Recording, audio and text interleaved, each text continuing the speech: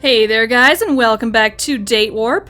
And interesting thing on the save screen here, it actually shows now which route we seem to be on. I wondered if the icon would change, since it seems like they put effort into these little blinky icons here. I wondered if it would be the same throughout, and it is not. It shows us we are on the Alben Route now, I think. So hopefully we can stay on that. Alrighty, let's get back into things with our delightfully chill lounge music here. With the tension in the house calmed for now, and dinner uneventfully behind us, we're all hanging around together. It's a little like a slumber party, even though I haven't been to one of those since I turned 13.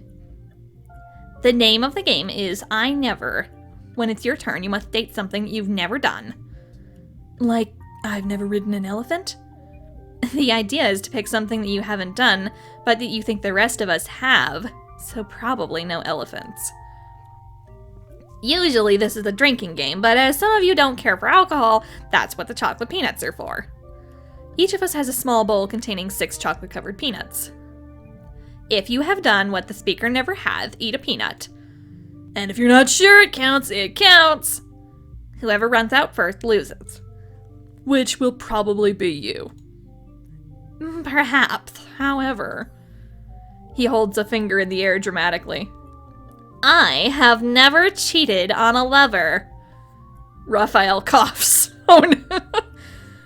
I may have had more than one at a time, but everyone involved was aware of the situation and the rules. That is not cheating. Everyone was... What has Lynn's been up to? He's been involved in some very progressive polyamorous relationships, thank you very much. There's a moment of silence while everyone looks at each other. Finally, Alben shrugs and takes a peanut. Alben! There was this girl. We went out a couple times, nothing serious, and then she got all crazy. She started telling people what I was going to do like it was her decision, without even asking me. God, she picked fights and then came running to me to protect her. So I made it very clear that I was not her property, in public, with her best friend. Wow! Wow, dude. I can understand your motivations, but that is wow. I think, oh man, I don't know if he would want to be scolded or if he would appreciate us staying quiet. I'm gonna save here just in case. Save. Overwrite. There we go. Oh. I kind of feel like staying quiet seems like it should be the answer in order to stay nice with him, but I kind of feel like he likes the ballsy answers sometimes, so I kind of want to scold him first. So let's try that, and if it doesn't work, then I'll go back and try the other option. So how do we get around this way? There we go, that was easy. That's awful! If you were mad at her, you should have just broken up with her honestly. Yeah, well, it made me feel better. I do stupid things sometimes. It's hard to be mad at someone when they admit they're an idiot. How frustrating. Well, I guess that didn't affect it much. So, I suppose it's my turn. Well, I've never snogged a man. Are they all supposed to have British accents? That seems like a very British word, and considering that there was never an American Revolution, I don't know. I'm gonna go with the voices I have because they're stuck now, but whatever. What is snogged? Alben and Lynn stare at me. Nathaniel covers a smile with his hands. It's, kissing with tongues. Oh! What a funny word. Well, then I've never done that either.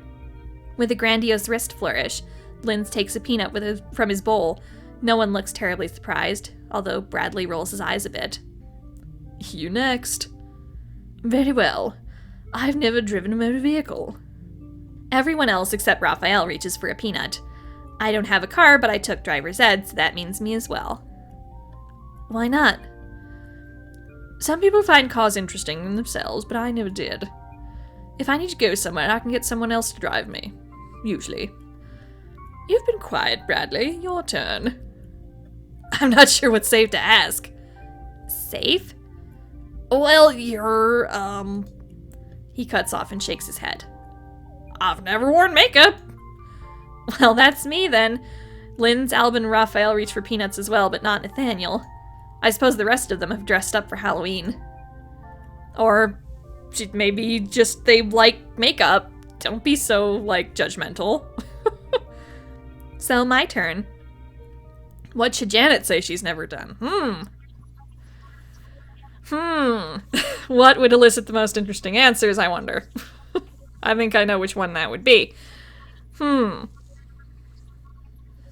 Although, I don't know. I'm pretty sure this would probably elicit some interesting reactions, but I kind of want to go with, the opposite of my instinct, because I feel like I'm leaning too much into my instincts for some of these choices.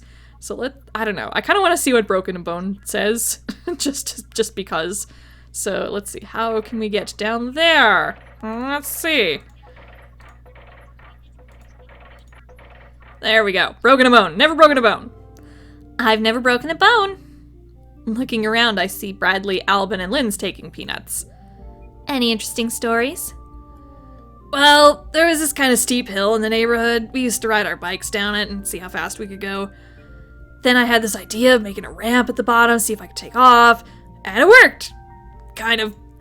Except I didn't make anything to land on. What a boy. What about you? I fell down some stairs. I caught myself badly. Distal radius fracture. Which means a broken wrist. I wonder if he knows that I know that. Or if he just doesn't care if people understand what he says. Alben? He shakes his head.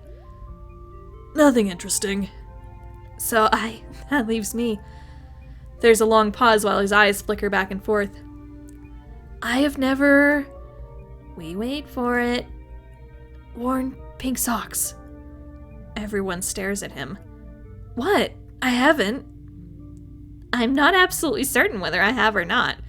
I would never pick them up for myself, but my parents probably put me in something pink as a baby. I'll assume I'll be the only one, but as I take my peanut, I notice it's someone else's as well. Bradley. I'm not so good at doing laundry. That's the end of the first round then. Linz and Alvin are tied for last, with each having only 2 peanuts left. I'm surprised that, none of this seems to be affecting the gauges in any way. I wonder if this is affecting the plot separate from the gauges, if that's a thing in this game or not. Nathaniel hasn't taken any peanuts at all. Alben and Linz exchange glances. I have never spray painted my initials on the outer wall of a government building. Alben takes a peanut. I have never worn glasses. Linz inclines his head and reaches for a candy. To my surprise, Nathaniel does as well. Do you have contacts? No, when I was small, I used to borrow my father's reading glasses. How cute! Linz and Alben are tied, each with 1 peanut remaining. And so it falls to you to cast the deciding vote. Perhaps, however, I never drink absinthe. Bradley looks confused as Linz and Alben sigh in unison and then turn on him. No one's done that. Your turn. I've never ridden a horse. Neither have I. I don't hate horses, but I've never found them as exciting as some girls do. Nathaniel takes a peanut, no surprise. So does Raphael. And so does Alvin, losing the game. I didn't think you were the horsey type. It wasn't my idea. He stands up abruptly, kicking over the empty peanut dish. This is a stupid game anyway. Does that make you stupid for playing it? Janet, don't. I'm not talking to you, I'm talking to Alben. I jab my finger in the latter's direction. You pick that up! Nathaniel frowns in concern and Raphael shrinks against Lynn's arm as Alben bends over to pick up the peanut dish he kicked. Whatever. I hop to my feet as well and collect the rest of the dishes, putting Alben's on top. Thanks. He stares at me without speaking and then walks away. The rest of us will clean up. I think that's the end of our evening. I wonder if it was possible to get a point with Alben in this evening and we just missed it. At least we didn't get negative points. That makes me wonder if there's like Like a regular Alben ending and a true Alben ending, or like a regular ending and a true ending for everybody, or like neutral endings. I don't know how many endings this game has, actually. It's Monday morning. I'm alone. Bradley's not a prisoner anymore, but he's still staying in the other bedroom. I ought to be in my dorm room, smelling Vanessa's hairspray and getting ready for class. Unlike some people, I don't leave my homework to the very last minute, so it wouldn't take long. Has she reported me missing by now? Have they called my parents? Are the police looking for Bradley? It's 1984 here.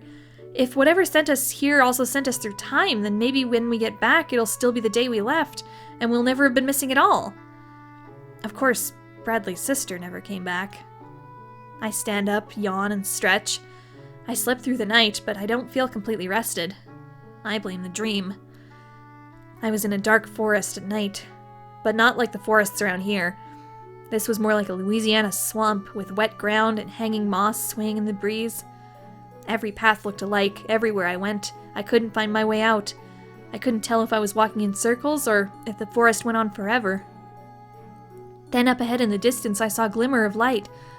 I knew it was probably just a will-o'-the-wisp, so I ignored it, but it kept coming closer until it was a giant fireball rushing towards me. And then I woke up. Obviously, my conscience feels trapped here. You think? There are worse places to get stuck.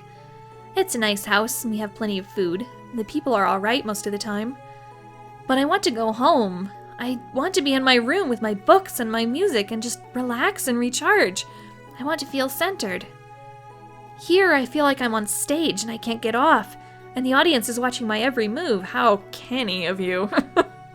Are you feeling slightly meta here, Janet? We're not much more than strangers. What do they think of me, really? Am I annoying or stupid or weird? I've been trying to learn how to be more social this year. I spent my weekends talking to people, going to parties, even this date. But when the weekend is over, it should be back to school, back to normal. If I had work to do, I'd feel better. Well, I can't just sit here and stare at these blank walls all day. As I go out into the hallway, I see Alben coming out of another room. He looks unhappy about something. He walks off before I can think of anything to say. I don't think he's even noticed that I was here. I make my way to the kitchen to prepare my breakfast. Good morning. Is there anything I can get for you? No, I'm fine. You know, you shouldn't have to cook for everyone all the time. Oh, I don't mind. Still, it's not fair to make you do all the work. How about I make dinner for everyone tonight? I can do some good spicy Indian food. I don't know if Nathaniel has the ingredients for that. I'll improvise. That should keep me busy for a while today. I'm not a great cook, but I know a lot of ways to spice up vegetables and rice. But until then, I'm at loose ends.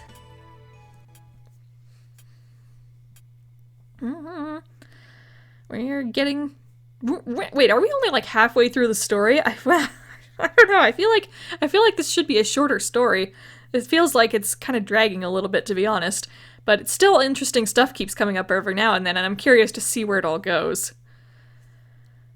I shouldn't be doing this. It's inappropriate. It's rude.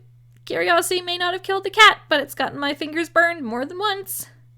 I shouldn't be doing this, but I'm doing it anyway. This is the room I saw Alvin come out of this morning. I want to know more about him, and the answers may lie in that room. So I open the door. This can't be Alvin's bedroom. I step slowly inside, staring in confusion. There's a 4-poster bed, much larger and fancier than the bed I've been sleeping in. There's an expensive majolica pitcher filled with fresh flowers. There's a dresser topped with scattered jewelry and an ornate hand mirror and perfume. A lady's perfume. Between the bed and the unopened closet door, a violin case rests on the luggage stand. Have I completely misjudged him? Or is this not his room at all? It could belong to some relative of Nathaniel, and Alben's only staying here temporarily. This doesn't seem like the room of an angry young man. I expected heavy metal posters, unmade bed, clothes on the floor, overflowing trash cans, piles of half-finished artwork. Wow, way to continue being way judgmental about people and stereotypes and whatnot. I'm guessing this is probably, like, related to whoever he lost, maybe? Or I don't know. Hang on, I see a large artist's sketchbook on the far side of the room near the windows. Is that the one he had yesterday? I'm not sure. I walk across the room to look at the sketchbook. I notice the photograph on the bedside table. It's a picture of Alben. Why would he have a photograph of himself by his bed? Something grabs me from behind. What the fuck do you think you're doing? Get off me! Let me go! He twists my arm further up behind my back. Ow! How dare you come in here? What should Janet do? Uh-oh, uh-oh, uh-oh, oh no! We can skip the puzzle? Really? That's interesting. Hang on, I'm gonna save again. Okay, here we go. Oh god. What happens if you skip the puzzle? To access choices that you have not previously chosen, you'll need to solve the puzzle. Okay, so this is for if you've played the game before. Okay, I see. I don't know. Well, I did, Well, he seems to appreciate our fighting spirit sometimes, so I'm gonna try getting angry, and again, if that's not the right answer, I'll try something else. I don't know what's gonna happen.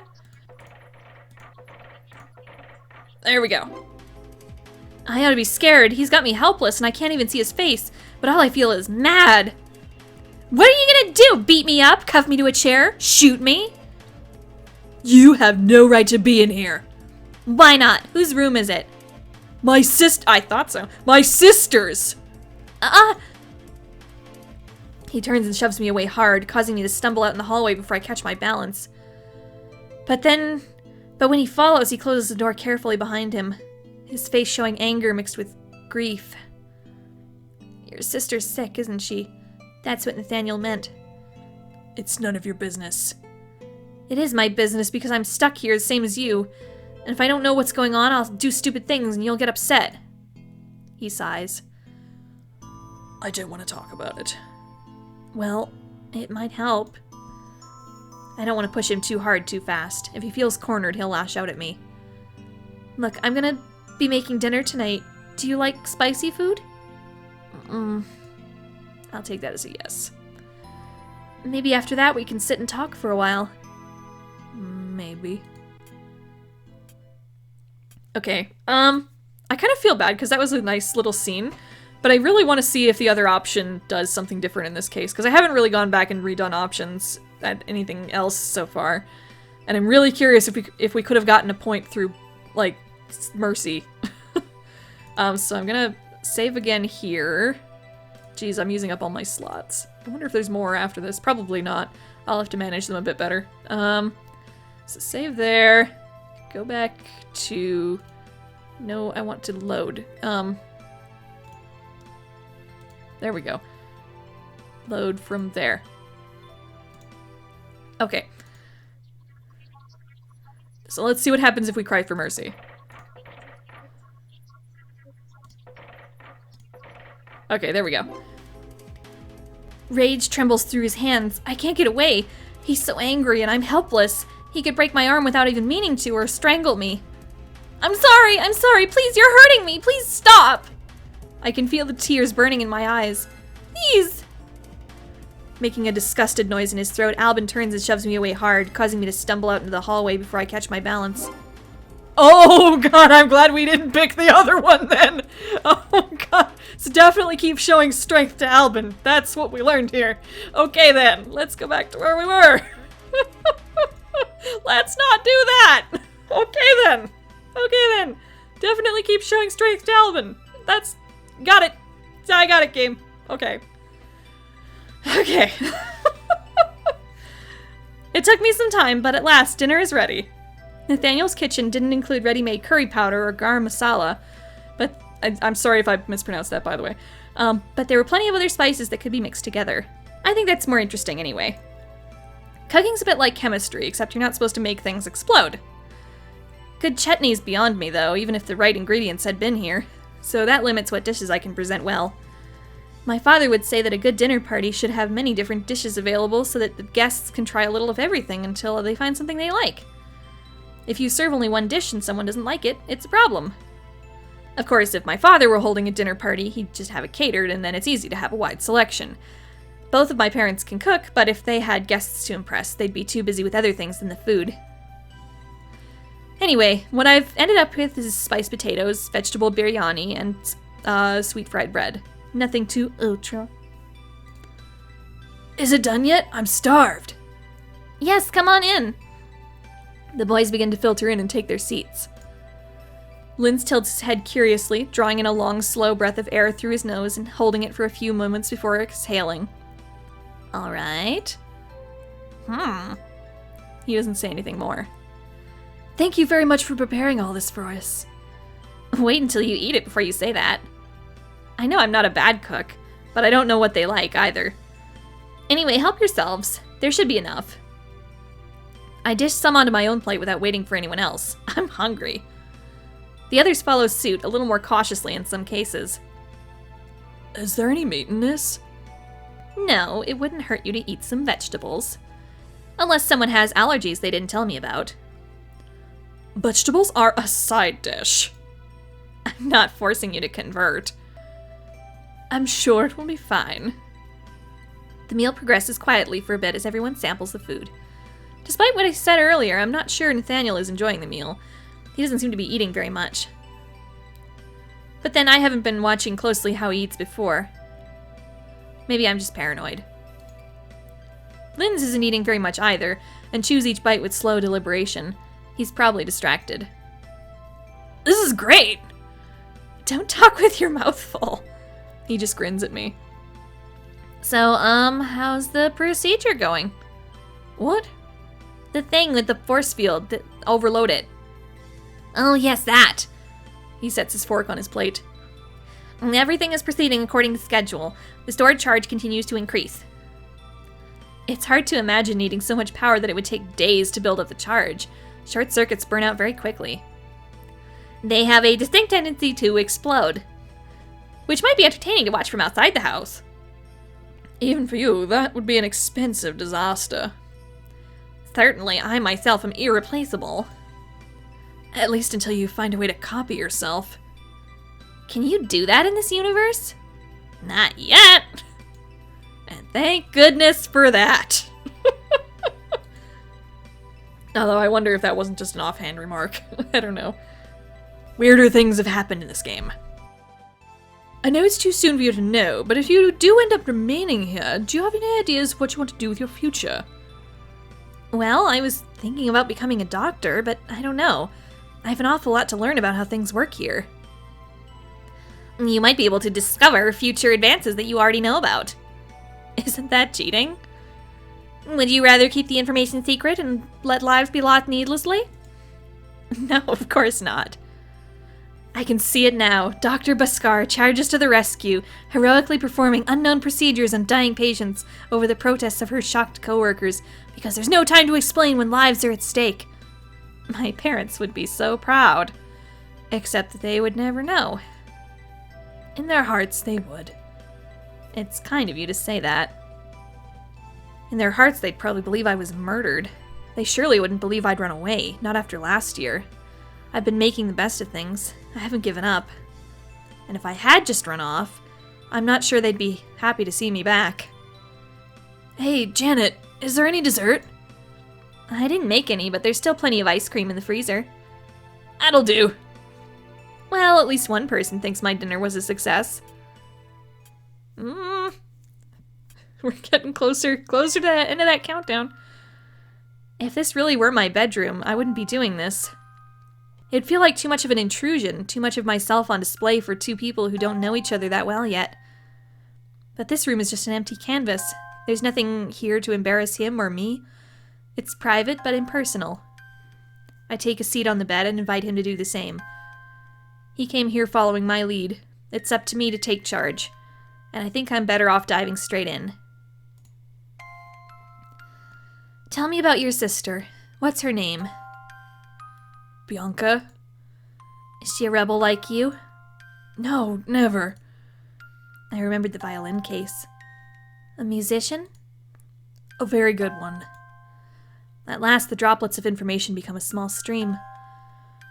When we were very young, we were just alike. We sang together, learned to dance together, even played the piano together. I wouldn't have a haircut unless she got one too. You couldn't have told us apart. You're twins. A sharp, silent nod. This is starting to feel kind of Utena right now. Didn't matter about boy and girl. We didn't know the difference anyway. Not until school. What happened in school? He stands up, pacing relentlessly.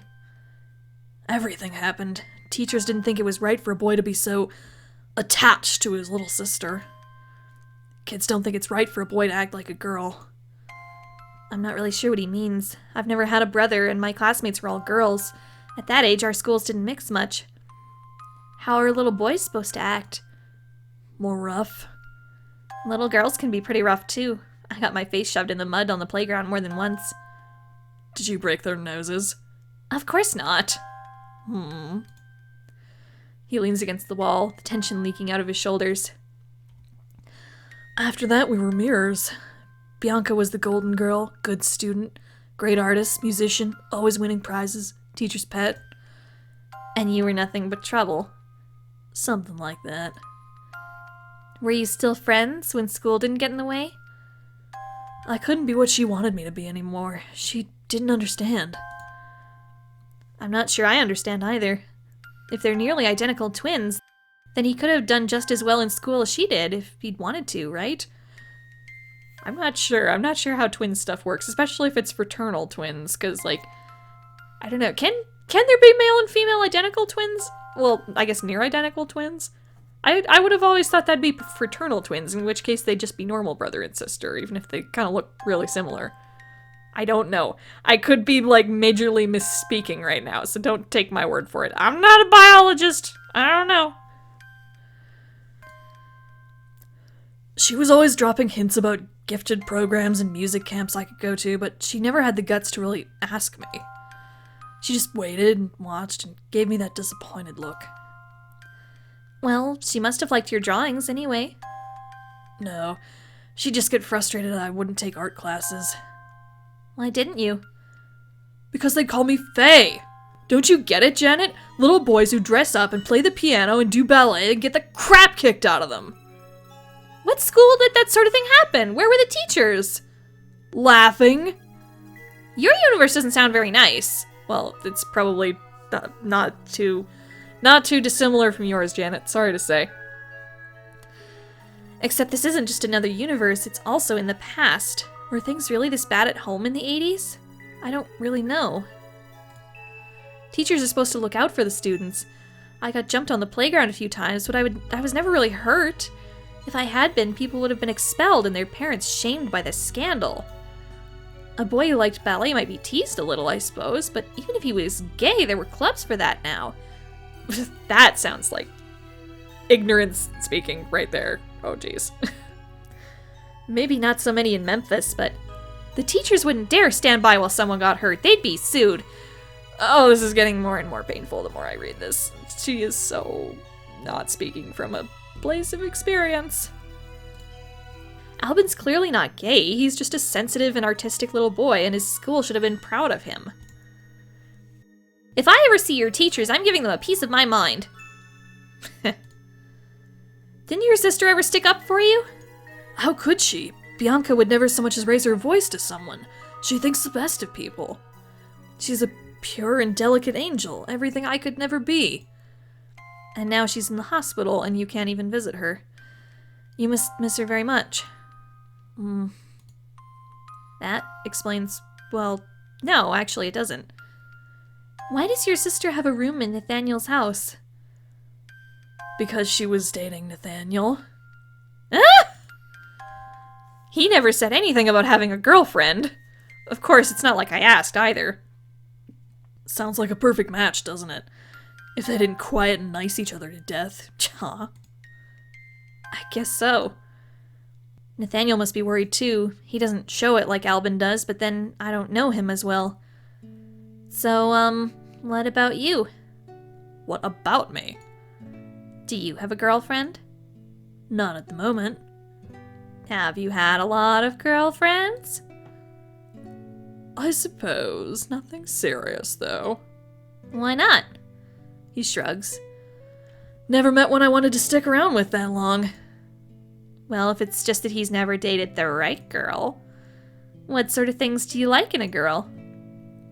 Good sense of humor. Can take care of herself. Doesn't whine. What about bossy? Better than clingy. Perfect woman can hike off into the jungle, kill a deer, drag it home, skin it, cook it, and have it ready for dinner without having to bother me about it. I like your description of the perfect woman, Alvin. That's not bad.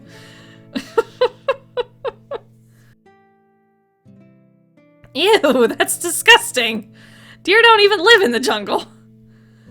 How about riding her own motorcycle to get me takeout? What? I was just thinking all this makes him sound rather lazy by comparison.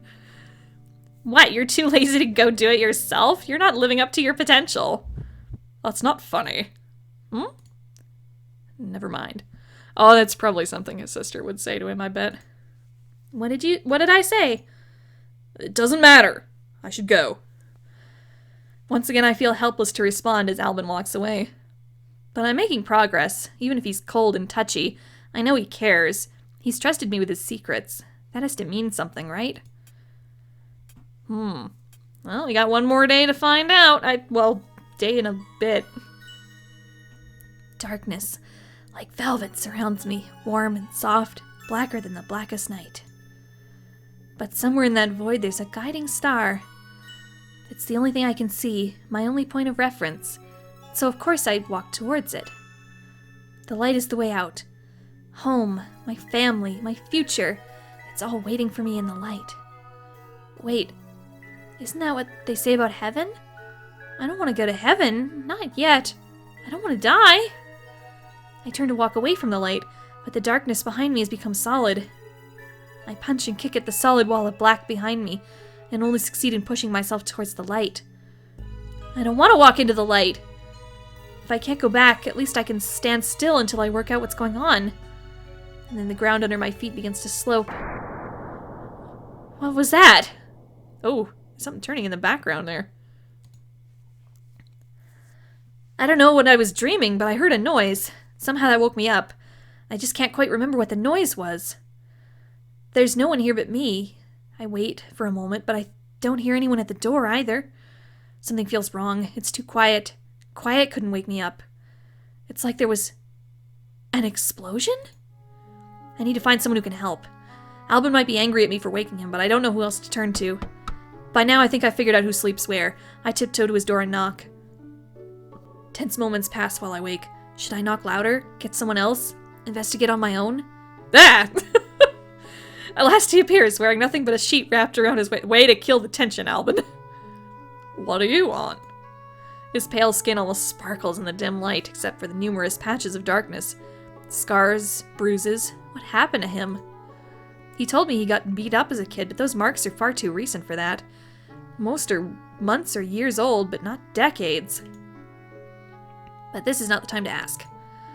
I heard something, a loud bang. It woke me up. I think something's wrong. His expression hardens. Go back to bed. We'll deal with it.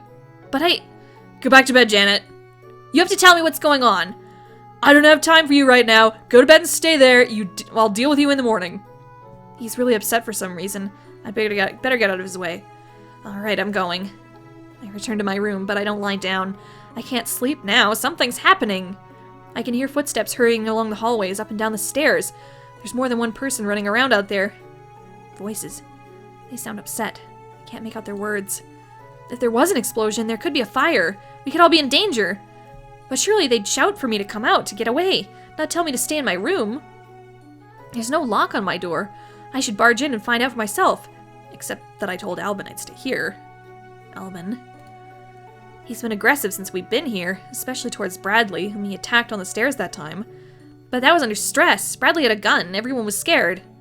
I've seen him angry. He's angry a lot. But even when he caught me in his sister's room, he never really hurt me. I thought he could control his temper.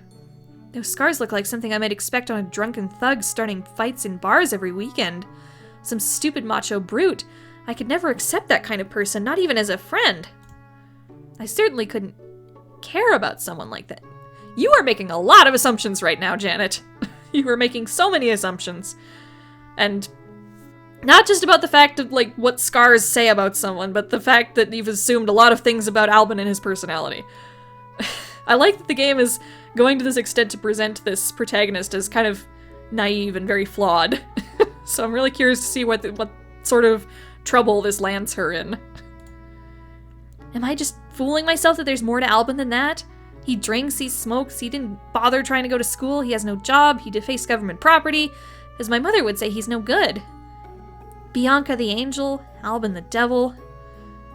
Why did he send me away without any explanation? I thought we were starting to connect.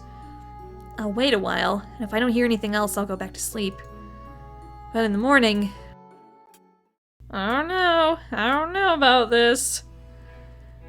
Alright. We should probably save the happenings of the next day for the next episode. I'm very, very curious to see where this ends up. Like, we seem to be leading towards something, at least, with the whole Alben route. And I'm very glad we didn't get off track with that one decision. I'm glad we saved. Although, I don't know. I guess it didn't matter anyway. But yeah, I'm really, really curious to see what the Alben ending is, because it seems like we're on track for it, and I'm curious to see if Janet's assumptions and naivety play into it with things that she wasn't expecting, or things that turn her assumptions on their head, or something like that. So let's see what happens in the next episode of Date Warp. Oh my.